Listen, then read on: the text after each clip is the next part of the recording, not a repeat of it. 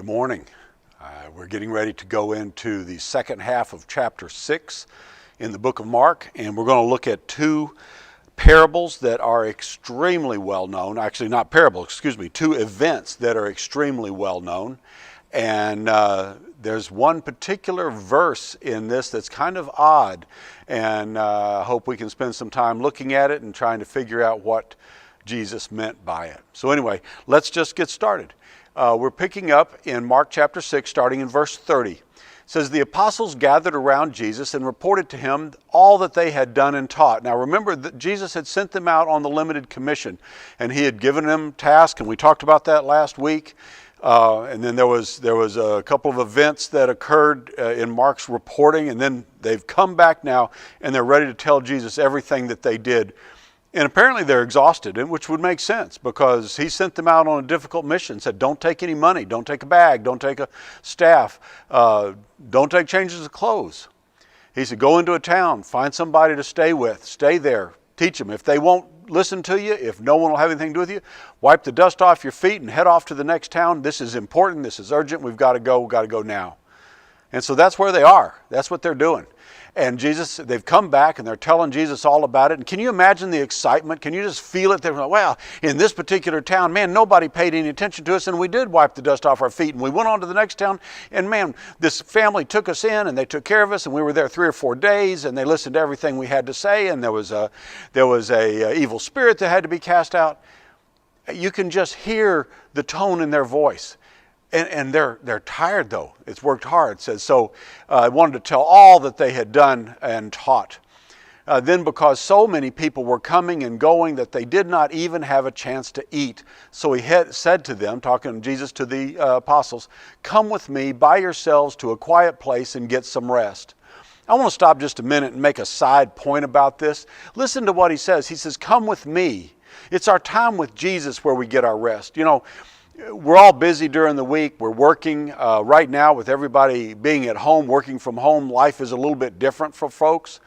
So there's a little bit of tension. So when you get to Saturday, you kind of want to either go out and work in the yard, or you want to just sit and relax, or go play around the golf, or do something to try and relax. Well, Jesus says, if you're going to relax, come with me. And come by yourselves. Let's let go of all this other tension and everything. And we're going to go to a quiet place. And then you'll get some rest. You know, sometimes we might find it better, and I wish I could tell you that I do this, but I really don't. And that is when I get tense and when I get tied up in knots with all the things going on around me, that I should stop, go off by myself, sit down, and just talk to Jesus. But somehow or another, I let all that tension build up, and that's not what I do. But Jesus is saying, come with me, by yourself. By yourself. Go to a quiet place and then get some rest. So anyway, that's what he's done. That's what he's trying to do. So they went away by themselves in a boat to a solitary place. But like always, many who saw them leaving recognized them and ran on foot from all the towns and got there ahead of them. When Jesus landed and saw the large crowd, he had compassion on them, because they were like sheep without a shepherd. So he began teaching them many things. And by this time it was late in the day, so his disciples came to him. "This is a remote place," they said, "and it's already very late. Send the people away so that they can go to the surrounding countryside and villages and buy themselves something to eat." You know what's coming, don't you? You know what's about to happen. It's a very, very famous story about Jesus kind of making something out of nearly nothing. But Jesus answered them, and he said, "You give them something to eat." Now, I don't know about you, but I didn't really pay much attention to this until I started studying for this lesson. I mean, he didn't say, go find out how much food they have. He tells the apostles, you go get them something to eat. And we're going to talk about this in a minute. What did he really mean by that? At least what I think he really meant by that. Then he said to them, then the apostles came back to him and said, "But that would take more than a half a year's wages. Are we to go and spend that much on bread and give it to them to eat?" And Jesus says, "How many loaves do you have?" he asked.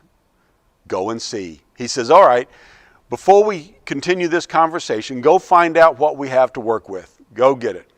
Then when they found out, they said 5 and 2 fish. So they got 5 loaves, 2 fishes. We've heard about this all our life. Then Jesus directed them to have all the people sit down in groups on the green grass, so that they sat down in groups of hundreds and fifties. Now that's kind of amazing when you think about that. Jesus is sitting there. There's a lot of people. At the end of the story, we find out there's 5,000.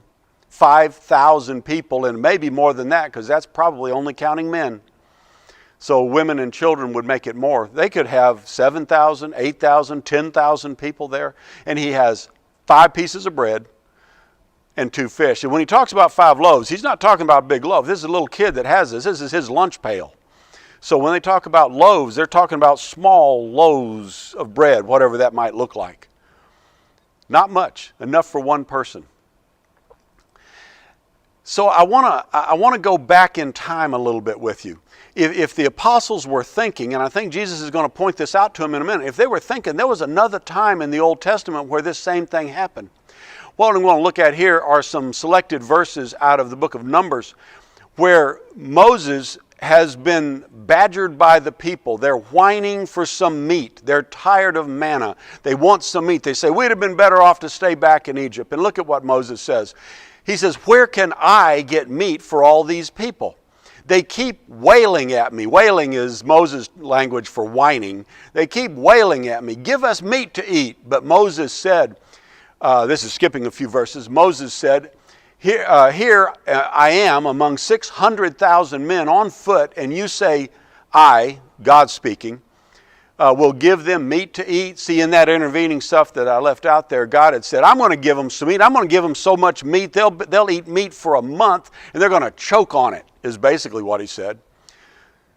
So Moses says, I got 600,000 men on foot. Where am I going to get food for a month? And Moses says, would they have enough if flocks and herds were slaughtered for them? If we took huge flocks and huge herds of cattle and sheep and we just slaughtered them all for them, we probably still don't have enough food for them. He says, would we have enough if all the fish in the sea were caught for them? Then the Lord answered Moses, is the Lord's arm too short? Now you will see whether or not what I say will come true for you. See, if the apostles were sitting there and thinking, they would have thought back to this event, because you know what happened next. It says a big wind blew in from the sea and blew quail in to the point where it was stacked 2 feet deep, and they literally were choking on it. They couldn't go anywhere without stepping on quail. They had so much meat to eat. So the apostles have watched Jesus before. They've watched him calm a storm by just saying, be still. They've watched him raise a little girl from the dead. They've watched someone be healed by just touching his coat. They've watched him heal all sorts of diseases. They've watched him forgive sins. They've watched him do battle with the scribes and the Pharisees and win. They've watched him they've watched him cast out demons, left that one out. You see all this stuff, and yet they're sitting there going, well, you know, if you asked me to go buy it, I'd have to feed them. I'd have to go spend half a year's wages to do that. And Jesus is saying, think, boys. Think. You know, this whole feeding of the 5,000, although it is for the people, it's really for the apostles. The apostles are trying to come to an understanding of who this Jesus is. And there is always a direct correlation to what he is doing now with something that demonstrates who he is. You see the line I've got underlined there. It says, is the Lord's arm too short? Now you will see whether or not what I say will come true for you. That's what Jesus is trying to tell them. Is my arm too short? You think you've now run into something I can't do? It says, taking the 5 loaves and the 2 fish and looking up to heaven, he gave thanks and broke the loaves. Then he gave them to his disciples to distribute to the people. He also divided the 2 fish among them all. They all ate and were satisfied, and the disciples picked up 12 basketfuls of broken pieces of bread and fish. The number of the men who had eaten was 5,000. 5,000. You think, wow, What in the world? How in the world do you do that? How in the world do you take 5 small loaves of fish, pieces of bread, 5 small pieces of bread, and 2 fish? Probably not big fish, small fish. More like fish I would catch, not like fish Steve would catch or Buddy would catch or Al would catch. I catch small fish. You get that? You get that? All right, now look what happens next. Immediately, Jesus made his disciples get into the boat and go ahead of him to Bethsaida while he dismissed the crowd. Now look at what he does. He takes the apostles. The crowd hasn't left. They're still there. They're still finishing dinner. They've just cleaned up. They're now getting ready. He doesn't know what's getting ready to happen next, but they've just had this wild experience. And the apostles have picked up the 12 basketfuls, and he puts them in a boat and he says, you guys head off. I'm going to take care of the crowd. Now you have to ask yourself, why in the world didn't he let the apostles stay? Now the Bible doesn't tell us, but I have a suspicion that Jesus does not want this discussion to go any farther than it is right now. He wants the apostles to learn something from it, but he doesn't want it to go any farther. Why would that be? Same reason that he's told the people that were in Judea not to tell what happened. He doesn't want the story about him to get out right now. You know, we talk over and over again about how everybody thought that the coming Messiah was going to be a king, and we're going to talk at length about the Messiah here in a few minutes. But Jesus didn't come to be the king the way people, the way man, the way we would expect him to be a king. And so doing something like feeding 5,000 kind of feeds that idea that he's going to be this king. He's going to kick out the Romans. He's going to take care of poverty. He's going to solve all these problems. And this is the kind of king we want, and they'll take him and put him on the throne. And that's not where he's going. Now you think, why did it take 3 years for him to get to the point from the start of his ministry to his death, burial, and resurrection, which was the intended conclusion? I believe this whole process right here is why. He was developing 12 guys, 100 guys if you count the other disciples that were still with him by the day of Pentecost. You know, he's got thousands of people following him. There's 5,000 people in this one sitting. And by the end of all of his teaching and everything, there's 12 guys, some women, and they're probably included in the 100 disciples. Not much. Not much. So he sends them away so that they won't be part of that. He does not want this discussion to extend any farther than it already has. And then he sends the crowd away. After the crowd goes, he leaves them and he went up on a mountain to pray. Later that night, the boat was in the middle of the lake and he was alone on the land. He saw the disciples straining at the oars because the wind was against them. Shortly before dawn, he went out to them, walking on the lake. He was about to pass by them, but when they saw him walking on the lake, they thought he was a ghost. They cried out because they cried out because they all saw him and were terrified. Immediately he spoke to them and said, "Take courage, it is I, don't be afraid." You look at this. This is kind of an odd thing. Jesus is walking on the water. Now that's just strange. I mean, people just don't do that. And you're going to see a very curious accusation Jesus makes of them in just a second. Now, it says when he was about to pass by, I'm going to show you a passage of Scripture from the Old Testament that I think explains that. He wasn't passing them. It wasn't a race. He wasn't showing them that he can walk faster than they can row. Because it's almost dawn. They've been rowing all night long. Jesus put them in the boat right after they had dinner. And so they've had this problem. The wind's been blowing against them. They can't get across the lake, and Jesus just comes walking by. Now, he's not walking by because he's trying to pass them, like I said. They cried out. I don't think they cried out, "Hey, Jesus, what are you doing?" Because they were terrified. I think they screamed. I think it says when they cried out, they were screaming at the top of their lungs. They didn't know what in the world was going on. They thought he was a ghost. They thought he was not real. They were terrified. Terrified. And Jesus tries to calm them down. He says, "Take courage, it is I. Don't be afraid." Then he climbed into the boat with them, and the wind died down, and they were completely amazed. Now, I grayed out the second half of this. We're going to look at that in a second. They were completely amazed, and you wonder, why in the world were you so amazed? This is Jesus.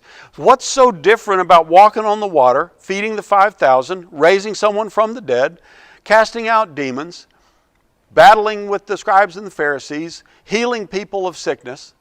He's done all of these things, but they're amazed at him walking on the water. Well, I want to show you a passage of Scripture in the book of Job. Job chapter 9, verse 8 through 12. Job is having one of his discussions with his friends who are debating with him on why he's suffering all these things.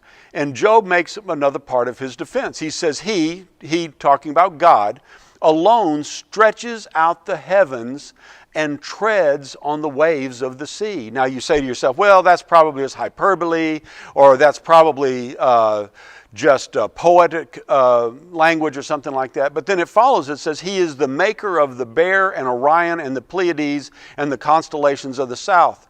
So if you believe that God created the heavens and the earth, as we know in Genesis chapter 1, you know that he is the maker of the Bear and Orion and the Pleiades and the constellations of the south. So if that part is real, you have to believe that the first part is real, that it's not hyperbole, that it's not poetry. Although the book of Job is poetry, but it's different. So it says, he stretches out the heavens and he treads on the waves of the sea. God's walking on the waves of the sea. And then it says, he performs wonders that cannot be fathomed, miracles that cannot be counted. When he passes me, I cannot see him. When he goes by, I cannot perceive him. If he snatches away, who can stop him? Who can say to him, what are you doing? You see, the idea there is God's walking on the water and he's passing by, and the people seeing him pass by can't stop him. What does Jesus say? Jesus stops for them. Jesus is rebuilding this passage of Scripture. Now, these guys are good Jewish folks. They grew up in synagogue. They grew up in synagogue school, like what we call Sunday school, Saturday school. They know these stories. These are stories that they would have been taught. The story about Moses and the quail, the story about Job and his travails. Jesus is saying, pay attention, guys. You don't need to be afraid. I am demonstrating something to you. I am demonstrating to you that the Old Testament was a prophecy. I am fulfilling it. But they just don't quite get it yet. So now back, he says, then he climbed into the boat with them, and the wind died down, and they were completely amazed. And then it says, for they had not understood about the loaves. Their hearts were hardened. You know, I had never looked at this passage before either. I've read the story of walking on the water. I've read it in all the different versions. I've read it in Mark over and over again. I never noticed that he said the reason they were afraid and didn't understand is because they didn't understand the loaves. What in the world do you think he's talking about there? I want to make a suggestion. I think what Jesus is saying is you guys don't understand who I am. This passage goes back. What they didn't understand was Jesus gave them the command. It goes back to the point where he says, you go feed them. You go feed them. See, what if Jesus had said, maybe what you should do is take a half a year's wages and go buy it. I don't know whether they had a half a year's wages in Judas's belt or not. We know Judas was the money bags guy. What if they had a half a year's wages? They're sitting there probably saying, well, we can't spend a half a year's wages. We won't have any money for our own food tomorrow. What does Jesus say in the Sermon on the Mount when he's talking about when he teaches them how to pray? Give us today and tomorrow and next week and next month and next year the bread that we need to eat, right? No. No, what does he say? He says, give us this day our daily bread. If we spend all our money today on bread or on anything else, then what we're saying is we trust God to provide for tomorrow. See, I think Jesus would have liked them to come to him and say, Jesus, we've not run into this situation before, and I think, and you're telling us that we need to feed these folks, and I think that's a good idea. Can we talk to you a minute? We need some instruction, some help on understanding how you'd like us to go about that. We've got a half a year's wages in our belt right now. We could go buy something, but I don't know if we can get back in time. You know, we did find this little kid, and he's got 5 loaves and 2 fish. That sure doesn't seem like enough for these people, but I think it probably is with you. Can you help us here? You see, we've been talking about faith all along, all through this, or faith and belief, all through the Scriptures up till this point, how important faith is. And Jesus is trying to get these guys to have some faith. He said, if you had any clue as to what I was talking about when I said, you feed them, and then I fed them, you would understand that walking on the water is no big deal. I have control over health. I have control over life. I have control over the spirit world. I have control over wind and the waves. I have control over food. I can walk on the water if I need to. Now, when it says their hearts were hardened, I think it's not talking about the fact that they were evil or something like that. That would be like Pharaoh. Pharaoh's heart was hardened because he didn't want them to go. He didn't care who God was. He says, I don't know this God. I don't know the Lord. He's not anybody to me. His heart was hardened. Their hearts were hardened because they just couldn't connect the dots. They hadn't developed the faith. And Jesus has told them before, you just don't have the faith, guys. He says, but what about, I'm sorry. When he does that, it's pointing to a passage of Scripture that's going to come up in 2 chapters. I lost my place here. And he's trying to get them to understand something here in chapter 6 that they're going to come to grips with in chapter 8, and they're not fully going to understand or better understand until after the resurrection, and not fully understand until after the day of Pentecost. And this here is Peter's response when Jesus is asking, what do people say I am? Who do people say I am? And they answer, the same thing that Herod answered. Well, some say John the Baptist, and some say Elijah, some say one of the prophets. And he says, no, not the other people. What do you think? He said.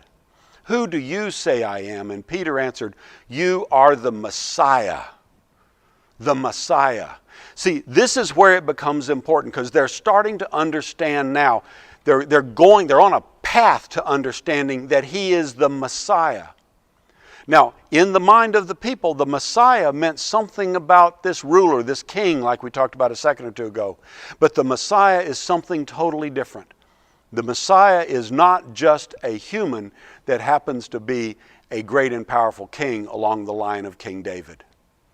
The Messiah is something totally different, and that's what Jesus is trying to get the apostles to understand. They have to come to grips with who he is as the Messiah. Now, I want to go walk through a bunch of scriptures with you fairly quickly from the Old Testament. I want you to see the progression. The Messiah is an idea that's built up starting in Genesis chapter 3. After Adam and Eve have eaten the fruit and God is cursing Satan, the snake, what he says to him, he says, I will put enmity between you and the woman, and between your offspring and hers. He will crush your head, and you will strike his heel. So he starts right off and he says, this offspring of woman, some human being is going to come along, and they will have enmity with your descendants, and I think that's probably Satan himself and his angels. And he is going to crush your head, but not before you strike him in the heel. And when you're bit by a snake, what that meant was you died. And then the next passage is just a few chapters later, Genesis chapter 18. This is an interesting situation. This is just before God is ready to go down and destroy Sodom and Gomorrah.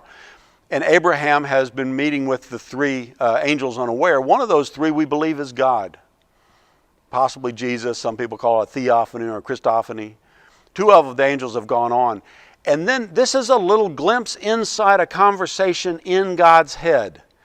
he's talking among himself. So I think he's talking between God the Father and God the Son and God the Holy Spirit. Abraham doesn't know this. Abraham has been promised to have a big nation built after, come after him or out of him up till now. But he hasn't heard this part. It says, Abraham will surely become a great and powerful nation, and all nations on earth will be blessed through him. It is at this point that God says, I'm going to tell him what I'm going to do to Sodom and Gomorrah, because we're going to do something great with Abraham. Abraham's going to have this big nation, but not only is Abraham going to be the father of a big nation, that nation is going to be a blessing to the entire world.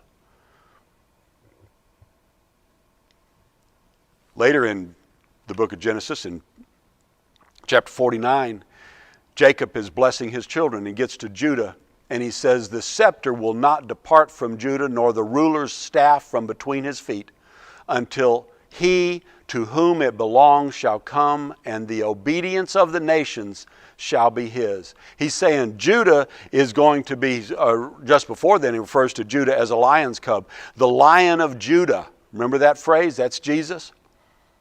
The scepter will not depart from Judah's house. David is of the tribe of Judah. Jesus is of the tribe of Judah. Jesus is that scepter, or he holds that scepter, and it will not depart. He is our king right now. Continuing on. He said Moses, when he's just about to leave them, and they're getting ready to cross over the Jordan, and Moses is going to go up into the mountain, and God is going to let him look over into the land. Moses is speaking to the people, and he says, the Lord your God will raise up for you a prophet like me, Moses, from among you, from your fellow Israelites. You must listen to him. And then in 1 Samuel, an interesting thing, this is the first time we see in 1 Samuel a new phrase. The Most High will thunder from heaven. The Lord will judge the ends of the earth. He will give strength to his king and exalt the horn of his anointed. His anointed is where we get the word Messiah. In the New Testament, if you looked at the Septuagint, which is the Greek version of the Old Testament, his anointed is translated Christos, the Christ. You know, when we use the name Jesus Christ, it sounds like it's a first name and last name, and I know you all know this, but Jesus is his given name. Christ is his description. That's his job title. In my company, my job is a client services director. So you would say, Scott, the client services director, or a client services director. Scott Walker is my name. Jesus is a Christos. Jesus is an anointed. Something like 9 times this word anointed is used in the Old Testament, talking specifically about an anointed of God. Not just Saul, he's an anointed. David is an anointed. But this one that's coming after, this one, the prophet from Moses, is an anointed. It's repeated again later on in chapter 2, and he says, I will raise up for myself a faithful priest who will do according to what is in my heart and mind. Talking about God saying this. I will firmly establish his priestly house, and they will minister before my anointed ones always. My anointed one again is Jesus Christ. See, the apostles are supposed to know this stuff. They're supposed to know what the Messiah is. They're supposed to have learned and read and understood who the Messiah is. Isaiah has a passage that we're all familiar with. Surely he took up our pain and bore our suffering, yet we considered him punished by God, stricken by him and afflicted. But he was pierced for our transgressions. He was crushed for our iniquities. The punishment that brought us peace was on him, and by his wounds we are healed. You see, what they should have understood coming into this, what they should have understood was Jesus is the Messiah. They will understand that. They don't know it yet. So what does he say? He says, then he climbed into the boat with them, and the wind died down. They were completely amazed, for they had not understood about the loaves. The loaves were just one more example of why they should see Jesus as Messiah. And their hearts were hardened. Not hardened rejecting, hardened not understanding. But it comes to them. Good news for us, it does. It comes to them. Are our hearts hardened sometimes? I think maybe they are. Now he says, when they had crossed over, they landed at Gennesaret and anchored there. As soon as they got out of the boat, people recognized Jesus. They ran throughout that whole region and carried the sick on mats to wherever they heard he was. And wherever he went, into villages, towns, or countrysides, they placed the sick in the marketplace. They begged him to let them touch even the edge of his cloak, and all who touched it were healed. What's going on here? People have heard the stories. They know about the woman with the issue of blood, that she just touched his garment. So they are doing everything they can to get their sick as close as they can to him. Now, is this belief? Absolutely, this is belief. This is a confidence that Jesus can do again what he has already done. It's not belief like he's getting the apostles to believe. He wants the apostles to understand who he is. He wants the apostles to understand he is the Messiah. And that's important. But the fact is, all who touched him were healed. Now, before we leave in tonight, I want to show you one more thing. This is back in Genesis chapter 15. God has come to Abraham a second time to tell him about his promise to him. And listen to what it says. It says, after this, the word of the Lord came to Abram in a vision. Do not be afraid, Abram. I am your shield, your very great reward. Isn't this a wonderful passage of Scripture? How would you like to have God come down to you and say, Scott, I am your shield. I am what protects you. If you believe God is powerful, I have God Almighty in front of me protecting me. And I, God Almighty, am your very great reward. I mean, that means what other reward should I want? What other reward could I possibly want besides God himself being my reward and God himself being my shield? But what does Abraham say? But Abraham said, Sovereign Lord, what can you give me since I remain childless, and the one who will inherit my estate is Eliezer of Damascus? The only point I want to make here, when we're talking about understanding who Jesus is and understanding that he is the Messiah, and we need to understand that as much today as even the apostles back then. We get so caught up sometimes in worrying about what's going on in the world around me. But Lord, I get that you're my shield, and I get you're my very great reward, but I get all that. That's really great, and that's kind of like in the end I'm going to get to go to heaven. But Lord, right now I'm struggling with all these problems today. What can you do about them? And Jesus is telling us, just the way God was telling Abraham, I will take care of those things. It is when you understand that I am the Messiah. I am the one sent by God. I am the one sitting on the throne. I am the one who was crushed for your, Scott's, iniquities. You don't have to worry about what you're going to eat tomorrow. You don't have to worry about COVID-19. You don't have to worry about the marital problems you may have. You don't have to worry about the financial problems that you're struggling with right now. Will you continue to struggle some? Yes. But you don't have to worry about them. How hard is that?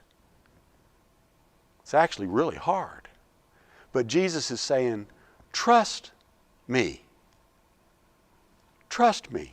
I am your shield. I am your very great reward. I hope you do. God bless you.